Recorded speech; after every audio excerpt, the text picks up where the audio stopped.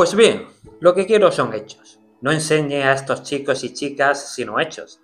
En la vida solo se necesitan hechos. No plante otra cosa y arranque todo lo demás. Solo con hechos se pueden formar las mentes de los animales racionales. Ninguna otra cosa les será jamás de utilidad. Este es el principio en el que educo a mis propios hijos, y este es el principio en el que educo a estos niños. Insista en los hechos, caballero. ¿Qué tal estáis? Soy Héctor, ya sabéis que ando casi todo el día leyendo, dejándome la vista para traeros grandes resúmenes de calidad de grandes obras de la literatura universal española y algún que otro ensayo. Y también tenéis una sección de entrevistas. Hoy nos toca Charles Dickens, Tiempos difíciles, un libro que me ha gustado bastante. Es el primer libro que leo de Charles Dickens. Por lo tanto ha sido una alegría porque tenía altas expectativas y desde luego se han cumplido sin ser una de estas novelas que más se conocen de él, como Oliver Twist o David Copperfield o Historia de dos ciudades, creo recordar que se llamaba esta también, que salía en la serie Lost, Perdidos. Se mencionaba este libro y tengo también muchas ganas de leerlo. Dickens nace en 1812 y fallece en 1870. Fue un escritor inglés, creó algunos de los personajes de ficción más conocidos en el mundo y muchos lo consideran el mejor novelista de la época victoriana. Sus libros gozaron de una popularidad sin precedentes durante su vida y en el siglo XX críticos y estudiosos habían reconocido a Dickens como un genio literario. Sus novelas y cuentos todavía son muy leídos hoy y se adaptan habitualmente al teatro. Como decía, el término dickensiano se utiliza para describir algo que recuerda a Dickens y sus obras, como las malas condiciones sociales o los personajes cómicamente repulsivos. Por hay que decir que Dickens perdió todo su... Pertenecía a una familia acomodada, pero por deudas que tenía su padre terminó siendo pobre y él de niño pues trabajó en las fábricas. Y de esa experiencia pues viene muchísima de su conciencia, digamos, social frente a los problemas que tenía el siglo XIX en el Reino Unido. Revolución industrial, movimiento obrero, condiciones sociales paupérrimas, etcétera, etcétera. Bueno, nos vamos.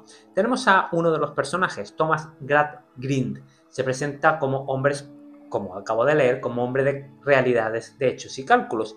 Hablaba en una escuela, se dirige a la chica número 20. Había tantos chavales que era imposible saberse el nombre. Su padre, el padre de esta chica, trabajaba en el circo domando caballos, pero a Thomas no le gustaba que citara circo ni otras cosas. Por ejemplo, como cuidaba de animales enfermos, debería llamarse también veterinario. Pregunta qué es un caballo y la joven Sisi, que es como se llamaba, Cecilia, Sisi le llamaban, no sabe contestar. Pregunta a un chico. Este chico se llama Bitzer, que responde como debe responderse. Bueno, el señor Gradgrind iba a su casa desde el colegio satisfecho. Era un rico, era un empresario, una persona adinerada, bien posicionada en este pueblo de Reino Unido. La escuela, que parece que él era el dueño de este colegio, debía ser modélica. Tenía varios hijos, los pequeños Gradgrind. Llegando a su casa, escucha música y pudo ver el espectáculo circense. Gradgrind no hizo mucho caso a estas trivialidades. Empezó a mirar por si veía algún niño que pudiera regañar por ver semejante espectáculo y vio a dos de sus hijos, Luisa y Tom. Les regañó y se los llevó. Luisa tenía unos 15 años. Para el padre era un deshonor, pues había educado a sus hijos para que fueran buenos en ciencias. ¿Qué diría el señor Bounderby? Les preguntó. El señor Bounderby es otro ricachón, es el dueño de una fábrica, un hombre supuestamente hecho a sí mismo. Luego cuento más cosas de él, un personaje auténtico. Bueno, este señor, como decía Bounderby, era amigo del alma del señor Gradgrind. Rico, banquero, comerciante, un hombre que no se cansaba de alabarse por haberse hecho a sí mismo, un fanfarrón de la humildad, 47 o 48 años. Bueno, según él había sido abandonado por su madre, criado por su abuela, que era una bruja, etcétera, etcétera. Por lo visto su niñez había sido tremendamente triste y trágica y él había salido de esa condición humilde y se había hecho a sí mismo y había montado un imperio económico. La señora Gradgrind era una mujer de extrema debilidad mental y física que siempre tomaba medicinas que no le hacían efecto. El señor Bounderby decía haber nacido enfermo y pobre. Se crió, como os decía, con su abuela, una mujer perversa, porque la madre lo abandonó. La cuna de su infancia fue una caja de huevos. Fue un chico vagabundo hasta que fue escalando Es un mito, el mito decimonónico de las primeras épocas del capitalismo, que todavía dura en Estados Unidos, es muy común, esto del hombre hecho a sí mismo. Es un hombre hecho a sí mismo. O él explotaba esa idea, ¿vale? El señor Green llegó y en casa estaba su mujer hablando con Bounderby, o más bien escuchándolo a él. Le contó Green a su esposa lo del circo. Bueno, y la mujer empezó a gimotear, casi arrepintiéndose de haber tenido hijos. Según Bounderby, ese interés en mirar a los vagabundos del circo procedía de una imaginación ociosa. La imaginación también era mala para esta gente. Green se preguntaba si era posible que en casa hubiera entrado algún libro peligroso de cuentos. Bounderby le dijo a Thomas que tenía en la escuela a la hija de un trabajador del circo, Cecilia Jupe. Sí. Luisa la había visto en casa cuando llegó para hacerle la solicitud. Bounderby le sugirió a Green que echara a la chica. Este estuvo de acuerdo. En casa faltaban dos de los Green más jóvenes, Adam Smith y Malthus, también la pequeña Jane. Bueno, pondré aquí quién era Adam Smith, que seguro que lo sabéis, uno de los padres del liberalismo económico, y Malthus, que también pondré aquí una etiqueta porque es muy importante, porque estos personajes se adhieren estos ricachones se adhieren a la teoría de malthusiana. Lo pondré por aquí. Al despedirse, Bounderby le dio un beso en la mejilla a Luisa y ella estuvo frotándose la cara con la mano al menos 5 minutos. En la ciudad donde residían, se llamaba Coketown. Bueno, ellos vivían en las afueras, Green y familia. La ciudad estaba hecha de ladrillo rojo ennegrecido del humo de las fábricas. Os voy a leer la página 72, porque me encanta también el estilo de Dickens, descriptivo, sin pasarse. Y decía, hablando de la ciudad, contenía varias calles grandes todas iguales entre sí, y muchas pequeñas aún más iguales, habitadas por gente todas iguales que entraban y salían a las mismas horas, haciendo resonar los mismos pasos sobre el mismo pavimento para ir al mismo trabajo, y para quienes cada día era el mismo de ayer y el de mañana, y cada año la copia del último y el del porvenir. No se veía nada en Coketown que no fuera fabril. La cárcel podría haber sido el hospital la cárcel y el ayuntamiento ambos. Existían como 18 congregaciones a las que no pertenecía la gente trabajadora. Algunas congregaciones repicaban fuertemente las campanas los domingos, molestando a la gente. Y bueno, otra congregación también se quejaba de que la gente, la clase obrera bebía mucho alcohol, otros que tras el alcohol se quejaban de que tomaban opio, y así sucedían estadísticas negativas. Luego estaba Green y Bounderby, que ellos tenían sus propias estadísticas basadas en su experiencia, que decía que la ciudad estaba llena de chusma, caballeros que nunca agradecían lo que se hacía por ellos. Ambos caballeros se encontraron a la chica número 20 corriendo por la calle, y luego fueron con ella a su casa, porque le iban a decir al padre de esta chica que la iban a expulsar del colegio. Ella llevaba unos aceites para su padre. Su padre tenía muchísimas lesiones del trabajo que tenía, de las actuaciones con el caballo, y Bounderby empieza a hablar que sufrió mucho en la niñez, y según él, él sufrió muchos tipos de golpes y maltratos, y consideraba eso del aceite una tontería de holgazanes, un aceite para calmar el dolor, etc. Al llegar, había una serie de tipos en el circo, uno se llama Childer y otro y otro tipo le dicen a estos dos pudientes que el padre de la niña ha fallado bastante en su última actuación. O sea, llega Childer y otro tipo y le dicen a Green y Bounderby que el padre de la chica había fallado mucho en la última actuación y la gente le silbaba. Kinder, alias Cupido, que otro tipo, contestaba mal a las impertinencias de Bounderby. Este se enfada y Child pone paz. Según Childers, Jupe, que era el apellido tanto del padre como de la niña, ha dejado abandonada a su hija, demasiados silbidos en el circo. Tiene mal las articulaciones y no está para ese trabajo. Childer cuenta lo mucho que Jupe quería que Sissy obtuviera una buena educación, pero Green le comenta que iba a decirle que su hija no podía asistir más al colegio. Pero viendo que había sido abandonada, pues pide hablar con su colega Bounderby a solas. Sissy lloró al darse cuenta del abandono y Bounderby le dijo que él fue también abandonado, no le queda más remedio que aguantarse. La gente se enfadó y el dueño del circo, Sleary, que hablaba así ceceando, le dijo a Bounderby que tuviera cuidado porque podía terminar lanzado por la ventana. Green él dice que se quedará a cargo de la niña con la condición de que corte el lazo con sus amigos del circo. Él la educará y de camino pues también ayudará a su mujer que está siempre enferma. Con mucha pena se terminó yendo Sissy Cecilia del circo. Una tal señora Sparsit rondaba tras Bounderby, ya que estaba soltero. Sus orígenes eran privilegiados. Están en casa de ella. Luego llega Green, Luisa y Sissy Jupe.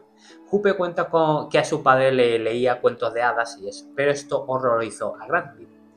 Para Green, maravillarse era malo. Su concepto mecánico y racional de la vida y la educación llevaba a evitar los sentimientos. El racionalismo llevaba a la máxima expresión. Los sentimientos eran malos. Una ideología utilitarista. Tom y Luisa están hartos de esa educación paterna. Bounderby acogerá a Tom como aprendiz y él está deseando irse de casa de su padre. Bueno, ella miraba el fuego y decía a su hermano que a veces imaginaba cosas. En ese instante entró su madre. Estaba prohibido imaginar. ¿Qué de problemas le estaban dando a ella con la educación que le había dado? Ojalá no los hubiera tenido. La madre le repetía eso de que ojalá no hubiera tenido hijos, etc. Imaginarse ese rum rum. Sissy Jupe tuvo tentación de escaparse los primeros meses. No le iba bien con el señor maestro y con la señora Green. Según el maestro, Sissy Jupe era una mala estudiante, nefasta para los números. Ella lo llevaba muy mal. Le contaba a Luisa lo torpe que era y que su padre, bueno, sabía muy poco, a pesar de que quería que ella recibiera una buena educación. Stephen, otro personaje. Stephen Blackpool, unos 40 años, trabajaba en una fábrica de telares, que pertenecía a Bounderby, que era su patrón. Llega a casa y se encuentra una mujer mugrienta y borracha que lo insulta. Se acuesta en su cama y él la cubre con una manta y duerme en una silla. Era la mujer Stephen. Stephen se había casado hace muchos años, pero su mujer cayó en alcohol, lo abandonaba, volvía, y él paralelamente pues tenía una relación con otra mujer porque su mujer nunca estaba en casa. Pero divorciarse por esa época era prácticamente imposible.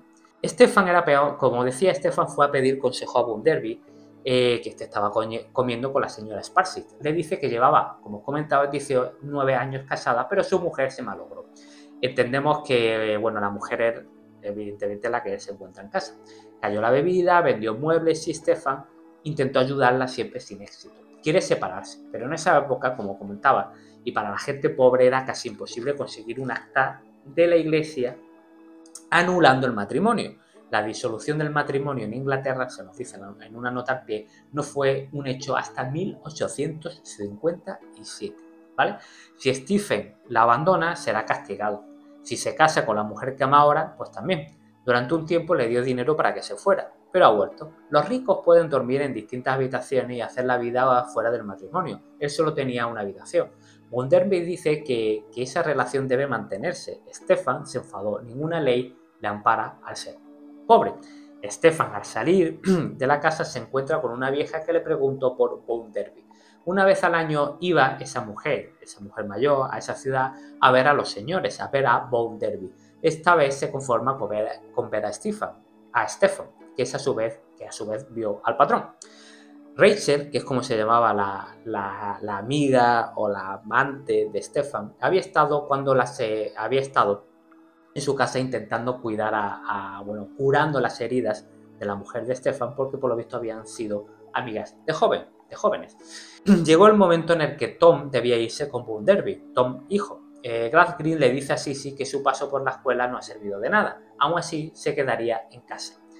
Green le dice a Luisa que han pasado unos años, ¿vale? Han pasado 5 o 6 años y entonces Luisa tiene unos 20 años. Y Green le dice a Luisa que tiene una proposición de matrimonio. Esto de una mujer. Y la proposición la había realizado Bounderby. No parece muy contenta, pero aún así acepta. La instrucción del padre ha hecho, según Luisa, que no tenga ilusiones ni caprichos, ni haya conocido prácticamente a nadie. Ella considera que de verdad no ha conocido a nadie, pero lo hace, se sacrifica en cierta manera porque el padre quería y su hermano quería. Bounderby le dijo a la señora Sparsit que se casaría con Luisa, creía que se lo tomaría mal, pero ella mostró deferencia y compasión por él. Como trabajaba en esa casa de Bounderby, pues bueno, este hombre le dio un apartamento con todas las comodidades y además trabajaría en el banco porque Bounderby tenía un banco en propiedad. Nos vamos al libro segundo, ¿vale? Hay varios libros, bueno, pues nos vamos al libro segundo.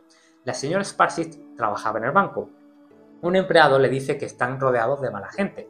Perdón. Ahora los trabajadores quieren unirse. La señora dice que deberían los patronos no contratar a nadie que se solidarizase con otro trabajador. El empleado, llamado Bitzer, que era un pelota de los jefes, dice que se ha intentado pero no sirve. En el banco la mayoría era buena gente, según la señora, salvo una excepción, dijo Bitzer, que además de empleado modelo era el espía de los jefes. Y esta persona que no era modelo era Tom, o sea, el cuñado del patrón. Y tenía, por cierto, Bitzer tenía a su madre en un asilo para pobres. Y según la nota al pie, en estos asilos se debía estar a nivel de subsistencia para preferir siempre trabajar que entrar allí. Bueno, como decía, la excepción era Tom, aunque la señora no quiere escuchar el nombre, puesto que es una protegida del señor Bounderby. Tom era imprudente y vago. Bitzer ahorraba parte de lo que ganaba. ¿Por qué el resto de los trabajadores no lo hacía? Se preguntaba. Tampoco se divertía, ni se divertía, ni tenía familia, trabajaba mucho, ahorraba, y él se preguntaba por qué los demás no hacían lo mismo, en vez de quejarse. Dickens critica mucho en su libro las teorías malthusianas. Un tal James Harthouse, que llevaba una carta de presentación de Thomas Gradgrind, ahora es diputado en Londres. Y este chico, James, se reúne con Bounderby. La ciudad estaba ennegrecida del humo de las fábricas y esto sorprendió a James. Bounderby presentó a su esposa Luisa a James. James pertenece al partido de Gradgrind, que no sabemos cuál es. Aunque le dice a Luisa que le da igual unas ideas que otras, lo que será, será. Cenaron y Tom hijo llegó tarde, sus modales eran malos. James, al irse, tuvo al joven como guía, lo llamaría Lobezno. Tomando James y Tom una copa, el joven le dice que su hermana se casó con Bounderby por él. Él la persuadió. Luisa no tenía otro pretendiente, no quería quedarse en casa y la libertad de Tom también dependía de ese matrimonio. Así podía hacer lo que quisiera sin problemas de ser despedido del banco. Nos vamos a la fábrica. Un orador habla de las condiciones de miseria de la clase obrera ante un público entregado. Estamos en una asamblea. Este sindicalista se llama Slackbridge. Luego toma la palabra Stephen Blackpool. Por lo visto dice que tiene razones para no unirse a las reivindicaciones de sus compañeros. Trabaja en la factoría de Bounderby. Slack protesta, todos protestan, lo tratan de esquirol, evidentemente le dejan de hablarlo y Stephen tenía sus motivos. Y es que luego lo comentaré también, le había prometido a Rachel que no se metería en problemas y por eso él prefiere seguir trabajando y no meterse en estas movilizaciones que tenían sus compañeros con esta organización obrera. Bueno, llevaba 4 días de infierno Stephen, evitando ser visto con Rachel cuando un joven lo paró por la calle. Era Bitzer, el señor Bounderby quería verlo en el banco. Bueno, Stephen llega a la reunión, Bounderby lo había llamado. Bounderby se entera de que Stephen tenía problemas con sus compañeros, los trabajadores. Y en esta reunión estaba también el hermano de la esposa Tom y el señor Harthouse. Bounderby le pide que hable de cómo le han dado de lado, pero Stephen no quiere hablar. Bounderby decía que Slackbridge andaba en la ciudad motivando a la gente a rebelarse, pero por lo visto Stephen dice que no se sumó a la conspiración porque hizo una promesa. Habla bien de sus compañeros cuando Bounderby lo llama truanes. Le pregunta a Bounderby de qué se quejan sus compañeros, pero Stephen también se queja de lo mismo, de lo mal que los trata, de la situación penosa que habla de que vive la clase trabajadora, de que ellos siempre tienen la culpa de todo y los patrones y ricos no tienen la culpa nunca de nada. Bounderby dice que va a procesar a varios de esos alteradores portunantes y los deportará a las colonias de cautivos. Pero esto no solucionará el problema, las causas son otras y si no se cambian, seguirán existiendo reverdes. Habrá muchos Slackbridge. No servirá de nada mientras se trate a los trabajadores como objetos. Bounderby se enfada, lo insulta, dice que él tampoco quiere saber nada de él, por lo tanto, lo despide. Stephen se encontró a Rachel con la vieja que vio una vez y le preguntó por el patrón, la persona mayor. Stephen dice que el patrón ya no es su patrón. Estando en casa resulta que llegó la señora Bounderby y la vieja. Y la vieja, creyendo que era el marido, se asustó mucho y se escondió. Bajo ningún concepto podía verla ahí.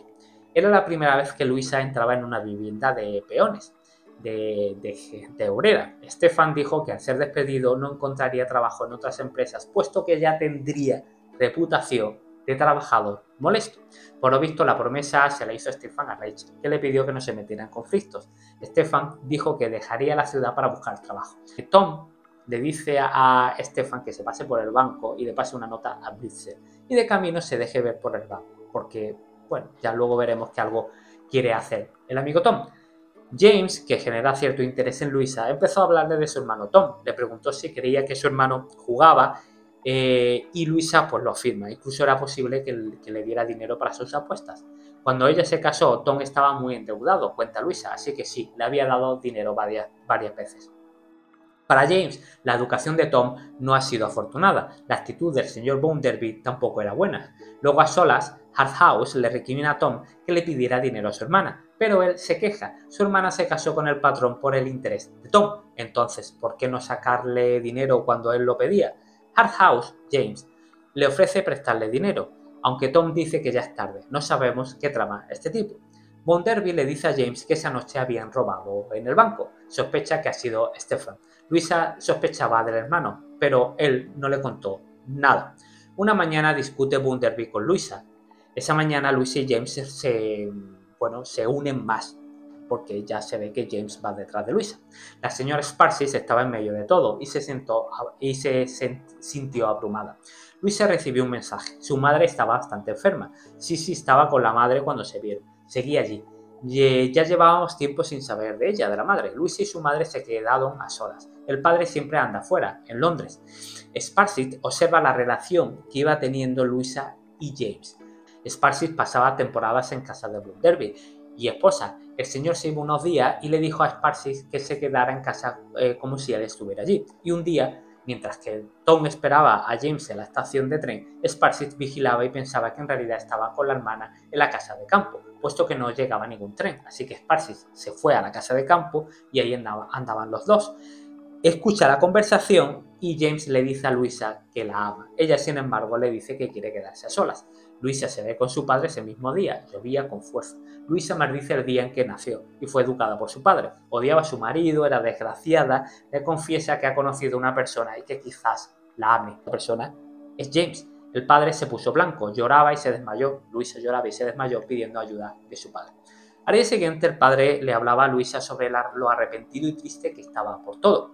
James estaba, por otro lado, durante este tiempo, James estaba nervioso, porque no sabía dónde estaba Luisa. Y estando en el hotel donde se alojaba, James, Sissy, a la cual James no conocía, fue a visitarlo. Pide que guarde en secreto su visita. Y le dijo Sissy a James que Luisa estaba en casa de su padre y que no volverá a verla nunca más. Le pide que se marche de la ciudad para no volver. Él se resiste porque por lo visto un asunto público le había traído a la ciudad, pero parece que va a claudicar. Por otro lado, la señora Sparsit, resfriada tras el chaparrón, fue a buscar al señor Bounderby. Este fue con ella a ver a Gradgrind. Sparsit le contó lo que vio, la declaración de amor de James a Luisa. Gradgrind le dice a Bounderby que ambos no han entendido a Luisa. El patrón estaba enfadado. El padre quería que Luisa se quedase un tiempo en casa. Existía incompatibilidad entre Bounderby y Luisa. Bounderby considera que su esposa no reconoce los méritos de su marido. A pesar de haber sido pobre de niño, el patrón dice que hay mujeres de alta cuna que besan el suelo donde pisan. Bounderby dice que Luisa no es dama de nacimiento. Si al día siguiente no está Luisa en su casa, Bounderby dará por finiquitada la relación. Y así fue. Al día siguiente envió Bounderby la ropa de Luisa a su casa y reanudó su vida de soltero. Bounderby, que creía que Stefan robó el banco, elaboró unos carteles ofreciendo una recompensa por él. El señor Bounderby llegó con Tom y Rachel a hablar con Luisa a petición de Rachel. Por lo visto, Luisa le ofreció algo de dinero a Stefan antes de irse, dinero que este rechazó. No podía haber sido el ladrón. Rachel escribió a Stefan para que volviera a la ciudad, pero Bounderby sigue creyendo que Stefan era el ladrón. Por lo visto, las sospechas vienen porque Stefan estuvo rondando por el banco la noche de robo. ¿Os acordáis que Tom le mandó a Stefan entregarle una nota a un empleado del banco? Bueno, pues como lo vieron rondando por el banco, Bounderby cree que Stefan fue el que lo robó. Stefan no aparecía. Transcurrieron varios días. Tom estaba muy nervioso. La señora Sparsit agarró a la señora Pegle, la metió en casa ante testigos y llamó al señor Bounderby. Apareció este con Tom y Gradgrin. Bounderby se enfadó mucho, le dijo a Sparsit que se metiera en sus asuntos. La señora anciana, era la madre del patrón. La madre se disculpó, pues la otra le obligó a ir. Ella dice que no le dio maltrato de niño. Eran padres humildes, pero la amaron mucho, o sea que el relato de Bounderby era mentira. Bounderby le daba un dinero al año a cambio de que ella no fuera a buscarlo. Se fueron todos y Tom no se despegaba de su cuñado. Stefan seguía sin aparecer. Rachel sospechaba que alguien alguien lo quitó de en medio, alguien le había hecho algo. Sisi y Luisa se encontraban en el campo y entonces tropezaron con el sombrero de Stefan. Más tarde encontraron un pozo y creían que había caído ahí. Y efectivamente, alguien estaba vivo, malherido, y era Stefan. Dijo todo lo que tenía que decir y al final murió. O sea, confesó todo lo que había pasado y al final pues murió. Tom se había escondido en el circo de Slade a petición de Sisi. Ya todos sabían que Tom había robado el banco. El padre se enteró y pensó, o sea, Tomás padre, pensó que quizás podría huir al extranjero. Tom confesó finalmente robo ante el padre, que quiere llevarlo a Liverpool y luego al extranjero. El padre estaba abatido. En ese momento llega Bitzer, dispuesto a evitar que Tom se fuera. Lo agarra. Gradgrin intentó ablandar a Bitzer, que tenía agarrado a Tom, pero Bitzer quiere entregar a Tom para promocionar a la empresa. Dice que todo se reduce al interés personal, tal y como explicaba Adam Smith en La riqueza de las naciones. Gradgrin suplicaba que dejara libre a su hijo, pero al final deciden los del circo, que no le iban a ayudar, pero al final deciden ayudar a Tom Gradgrin, que al final, pues bueno, su padre estaba muy agradecido, les ofrece dinero y Slade, el jefe del circo, le pide, acepta la donación, pero también le pide que por favor no hable mal de la gente del circo. Y bueno, poco más tengo que decir de Tiempos difíciles, de Charles Dickens, una novela que me ha gustado muchísimo y estoy deseando de leer pues Oliver Twist o David Copperfield, porque creo que me van a gustar aún más. Muy, muy interesante. Charles Dickens, Tiempos difíciles. Si habéis leído algo de Dickens, perdón, por favor me lo ponéis en comentarios, y si queréis que siga resumiendo libros de él, también os agradezco que me lo pongáis en comentarios. Si os gustó el vídeo, por favor, os agradezco el like, repartid vuestro amor compartiendo este vídeo con amigos y familiares y por favor, suscribíos al canal porque así me ayudáis a crecer. Muchas gracias y hasta el próximo vídeo.